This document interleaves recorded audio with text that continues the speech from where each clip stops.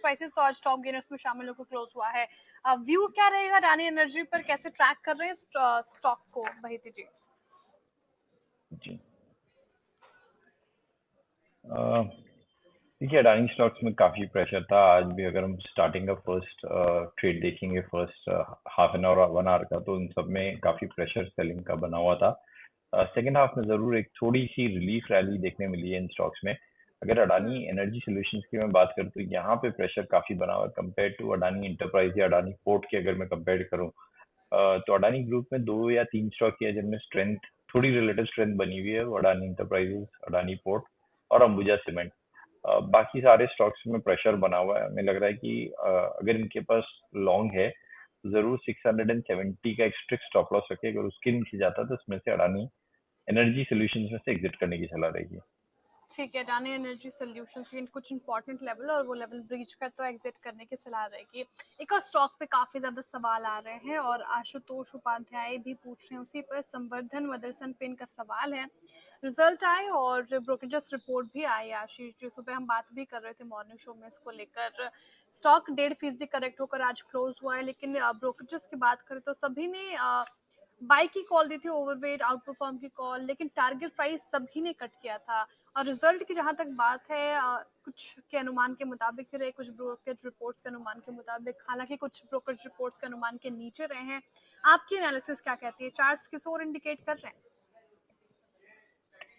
देखिए, चार्ट में तो प्रेशर बना हुआ है। आज भी हम देख रहे हैं कि जहाँ मार्केट में हल्की रिकवरी थी, इसमें गिरावट थी। बट एक बहुत स्ट्रॉन्ग सपोर्ट एरिया के पास में आ गया है। अगर मई और अप्रैल लास्ट ईयर का डेटा देखेंगे तो इन्हीं जोन से इसने सपोर्ट लिया था और यहाँ से वापस 200 प्लस तक की रैली दिखाई थी इसने। तो होल्ड करने की सलाह है हमारी इन लेवल्स पे। अगर आपको ऐड करना है तो थोड़ा सा पोजीशन ऐड भी कर सकते हैं। एक अच्छी कंपनी है और यहाँ पे जो स्टॉप लॉस इन्हें मेंटेन करना चाहिए वो 118 रुपए का कंबाइंड एसएल मेंटेन करे। अगर उसके नीचे जाता तो फिर शायद इनमें एग्जिट करना है, बट यहाँ पे एवरेज कर सकते हैं स्टॉक में।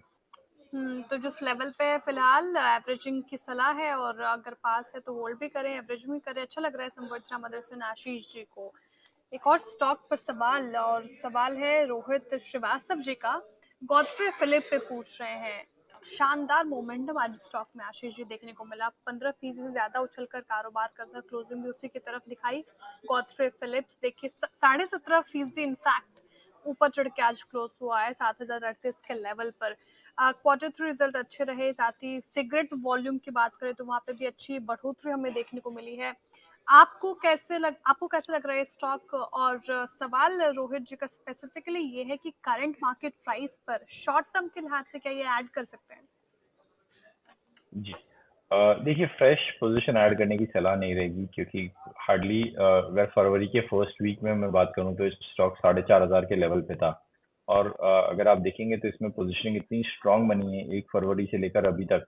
ये स्टॉक 7,000 प्लस के जोन ऑलरेडी टच कर चुका है। आज सेल्फ 17-18% की रैली हुई थी और ह्यूज वॉल्यूम के साथ हो रही है। पिछले 2 दिनों का वॉल्यूम जो है इसमें करीब करीब 3 से 2 मिलियन शेयर का एवरेज वॉल्यूम रह रहा है इसमें, जबकि इसका एवरेज वॉल्यूम जो रहता है वो कुछ हजारों में रहता है। मतलब 2-3 लाख शेयर्स के वॉल्यूम होते हैं। तो यहाँ पे अब इसे चेंज ना करें।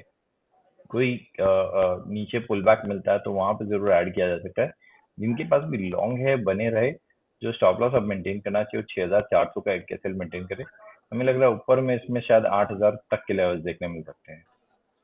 जिनके पास है वो बने रहे, फ्रेश बाइंग की फिलहाल सलाह नहीं है। और 6,000 कितना मेंशन किया बहीते जी स्टॉप लॉस? 6,400 का एक एसएल मेंटेन कर रहे हैं। 6,400 का स्टॉप लॉस मेंटेन करके फिलहाल आप इस पर्टिकुलर काउंटर को, गॉडफ्रे को होल्ड कर रहे हैं, कर सकते हैं। एक और सवाल आ रहा है बहुत, इनफैक्ट इरिडा पे काफी ज्यादा सवाल आते हैं आशीष जी, और विवेक जी पूछ रहे हैं, विकेश जी पूछ रहे हैं इरिडा पे। ये काउंटर Q3 में इसने अच्छा परफॉर्म किया है। साथ बात करें इसके रेवेन्यू की तो वहां पे भी अच्छी तेजी देखने को मिली और 30% इंक्रीज रेवेन्यू हुआ है, 27% तेजी प्रॉफिट में देखने को मिली है। लेकिन जिस तरीके से Q3 रिजल्ट इसने पोस्ट किया उसके बाद भी स्टॉक चला नहीं था और आज भी इनफैक्ट ये गिरकर ही बंद हुआ है। रेडा पे क्या लग रहा है सर, क्या व्यू बन रहा है आपका?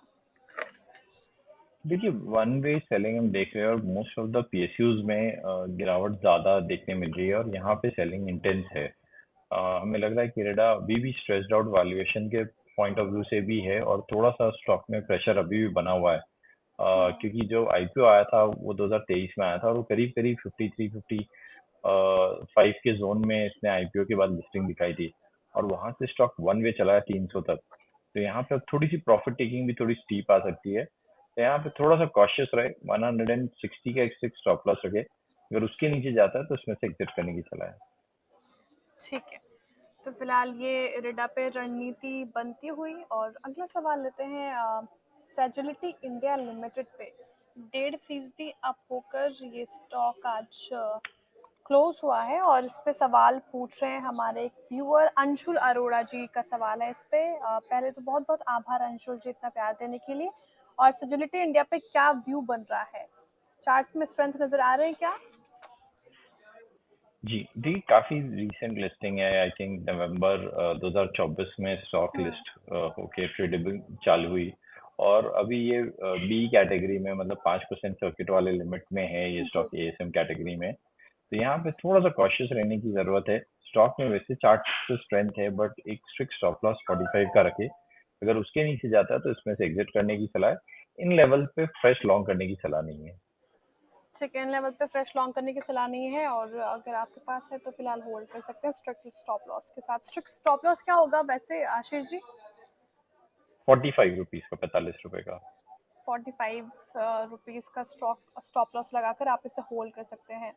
रेडिंगटन पे कोई व्यू है आपका? 500 शेयर्स हैं हेल्थ लाइब्रेरी के पास। हेल्थ जी, आप अपना नाम भी बता देते तो मैं अच्छी तरीके से आपको संबोधन कर पाऊंगी। 4 से 5 साल के नजरिए से ये होल्ड करना चाहते हैं, या फिर प्रॉफिट बुकिंग कर लें वैसे ये कह रहे हैं, क्योंकि उनकी जो खरीद है 198 के 242 पे भी क्लोज हुआ है ये। ये देखिए, चार्ट स्ट्रक्चर अच्छा बना हुआ है, इतने खराब मार्केट में भी ये स्टॉक अपने ऑल टाइम हाई के आसपास में ट्रेड कर रहा है। इनफैक्ट इसने आज भी एक नया हाई लगाया है, और इतने खराब मार्केट में अगर स्टॉक में स्ट्रेंथ दिखा रहा है, तो अगर मार्केट में कोई हम्म। पुल बैक या रिकवरी आती है तो ये स्टॉक थोड़ा सा लीड करता हुआ देखने मिलेगा। तो यहाँ पे होल्ड करने की सलाह है। अच्छा स्टॉक इन्होंने बाई किया, और अच्छे प्राइस पे बाई किया है। यहाँ पे सिर्फ जो स्टॉप लॉस है उसे ट्रेल करके ऊपर ले आए, 230 के करीब का एक एसएल मेंटेन करे इस पोजीशन में, और हमारी सलाह रहेगी कि स्टॉक में बने रहें।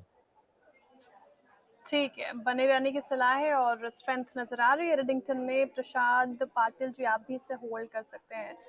खैर सवाल बहुत ज़्यादा आ रहे हैं और टेक्निकल ग्लिच की वजह से हम थोड़ा डिले हो गए, देरी हो गई हमसे शो स्टार्ट करने में के लिए। लेकिन अभी समय को देखते हुए अभी इस शो को विराम देना पड़ेगा। बहुत शुक्रिया आशीष जी हमारे साथ जुड़ने के लिए, तमाम थैंक सवालों यू। के जवाब देने के लिए।